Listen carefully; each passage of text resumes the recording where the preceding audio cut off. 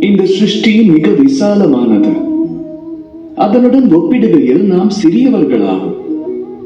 இந்த சிருஷ்டியின் பிரம்மாண்ட தன்மை குறித்து நமக்கு விளக்க முற்படுபவர்கள் அநேகரை இங்கு காண முடியும். அதன் அற்புதத்தையும் அழகையும் விவரிப்பவர். இந்த சிருஷ்டியை தோற்றுவித்ததே இறைவனின் சிறந்த லீலை என்பார்கள். எனினும் தாம் உலக வாழ்வினில் இங்கு சந்திக்கும் வெகு சிலர் மட்டுமே இந்த சிருஷ்டியில் தாமும் எத்தனை மகத்துவம் வாய்ந்தவர் என்பதை விளக்குவார்கள்.